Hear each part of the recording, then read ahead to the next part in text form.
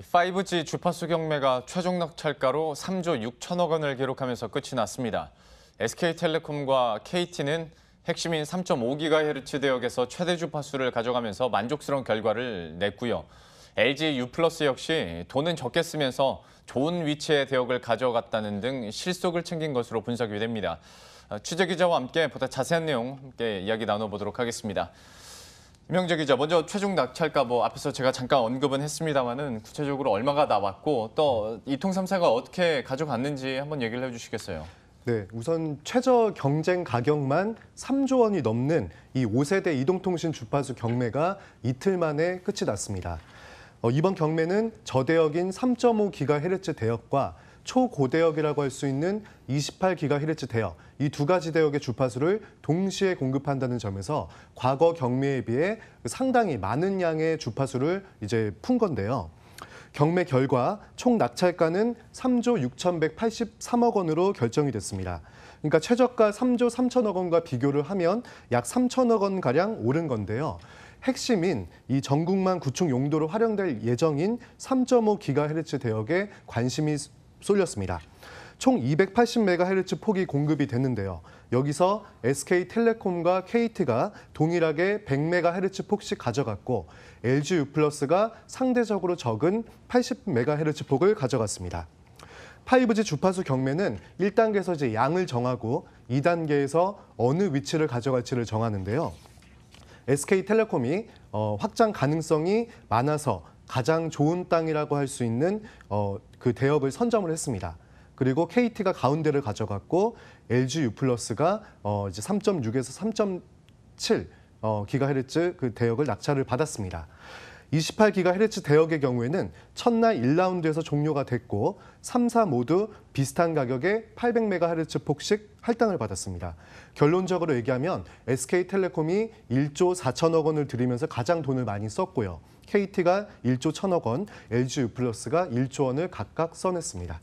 이번 같은 경우에는 돈을 많이 쓴 만큼 좋은 광역대를 가져갔고, 그리고 사실 최종 낙찰가 같은 경우에도 이전에 좀 걱정을 했던 것에 비해서는 좀 낮게 나오다 보니까 출혈 경쟁에 대한 우려감도 있었으나 그래도 적당했다라는 시장 평가도 현재 나오고 있는 것 같은데요.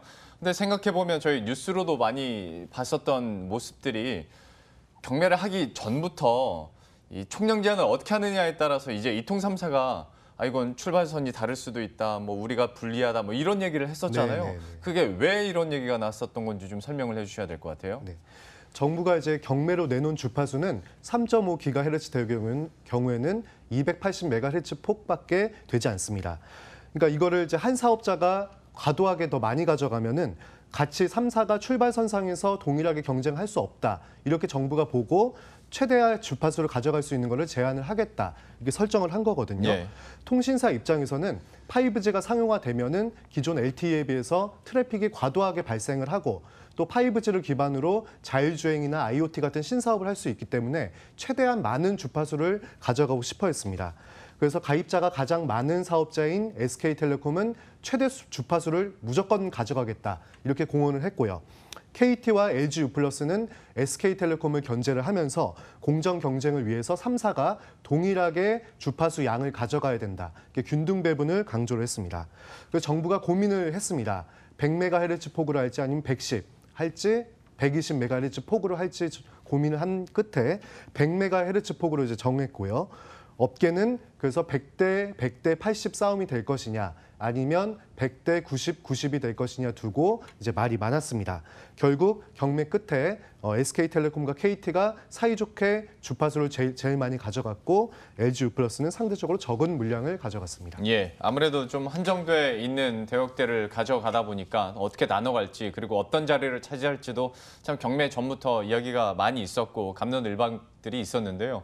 이제 경매 진입을 하고 나서는 경매는 또 눈치 싸움 아니겠어요? 맞습니다. 그런데 또 우리가 알 수 있는 얘기들은 뉴스에서 나온 얘기밖에 없으니까 좀 뒷얘기 같은 거 없습니까?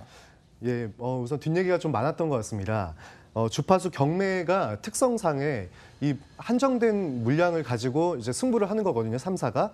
근데 예를 들어서 1라운드에서 수요가 공급보다 더 많다. 그러면 이제 2라운드로 넘어가게 됩니다. 그래서 수요와 공급이 맞을 때까지 계속 라운드를 이제 진행을 하는 건데요. 라운드가 올라가면 올라갈수록 가격도 올라가기 때문에 사업자 입장에서는 굉장히 부담이 되는 거죠. 3.5GHz 대역의 경우에는 이틀 동안 9라운드까지 이 경매를 진행할 만큼 경쟁이 꽤 치열했습니다.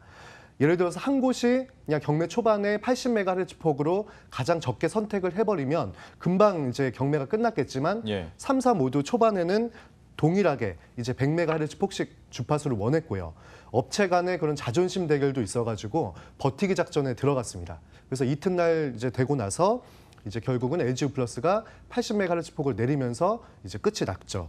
그래서 이제 그 화면을 보시면 SK텔레콤은 이번에 최대 주파수를 목표했던 대로 확보를 했고요. 대역 역시 가장 노른자 땅이라고 할 수 있는 오른쪽 대역을 선점을 하면서 이제 향후의 그런 확장 가능성까지 노렸습니다. KT도 SK텔레콤과 동일하게 최대 주파수를 확보를 했지만 위치 면에서는 왼쪽도 아니고 오른쪽도 아닌 가운데를 가져갔기 때문에 그 이상을 쓸 수 없거든요. 그래서 상대적으로 좀 불만이 있다. 이런 좀 뒷얘기가 나오고요. 뭐 돈은 그래도 3천억 원은 덜 돈은 썼으니까요. 뭐 비슷하게 썼죠. 그리고 LG우플러스는 이 두 곳에 비해서 돈은 제일 적게 썼습니다. 그래서 경쟁은 좀 자제하면서 경매 대금은 아끼면서 또 나름 좋은 땅을 가져갔다는 그런 분석이 나오고 있습니다. SK텔레콤이 1조 4천 그리고 KT가 1조 1천인데 LG우플러스가 1조 쓰고 뭐 이렇게 할당을 받았으니까 실리를 챙겼다. 그래서 이런 얘기들이 나오고 있는 것 같은데요. 근데 전체적으로 다시 낙찰가 얘기를 좀 해보자면 이전에 워낙 5G 같은 경우에는 중요하잖아요. 그러니까 이 대역을 꼭 확보해야 되기 때문에 통신사 간의 경쟁도 치열해지고 그러다 보면 이제 출혈 경쟁 나오고 승자의 저주 얘기까지 뭐 나온다라는 얘기 하다 보면 이제 주식 시장에서도 분명히 영향을 미쳤을 텐데 결국 그렇게는 안 됐단 말이죠. 이게 분위기가 좀 어땠습니까? 이제 아무래도 최저가만 보더라도 3조 3천억 원이기 때문에 경쟁이 좀 과열되면 4조 원을 훌쩍 넘는 거 아니냐 이런 우려가 굉장히 많았습니다. 근데 정작 뚜껑을 열어보니까 시작가에 비해서 3천억 원 정도만 올랐거든요. 이렇게 지금 별로 오르지 않은 거에 대해서 승자의 저주를 피했다. 그리고 과열 경쟁도 예상보다 일어나지 않았다. 이런 분석이 많습니다. 여기는 이제 여러 가지 요인이 있을 수 있는데요. 처음에 시작할 때 가격 자체가 굉장히 높았기 때문에 이통 3사에게는 부담으로 작용을 했다는 겁니다. 주파수 확보에만 3조 원이 들고 여기다가 나중에 망 구축이라든지 어떤 설비 이런 것까지 다 합치면은 10조 원가량 들기 때문에 그만큼 이제 부담이 굉장하다는 거죠. 여기다가 정부가 이제 작년부터 계속 이통 3사에게 통신비 인하를 하라고 압박을 가한 것도 요인으로 작용을 했습니다. 요금 할인율을 20%에서 25%로 올렸고 또 어르신 등 그 취약계층 요금 감면도 추가적으로 확대를 하면서 이제 이 통사들이 손해를 보기 시작했고 올해부터 영업이익 등 수익이 악화가 됐습니다.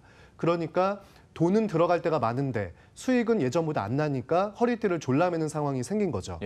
그다음에 이제 정부가 이번에 설계한 경매 방식도 과열 경쟁을 막는데 좀 한몫을 했다고 이제 평이 나오고 있습니다.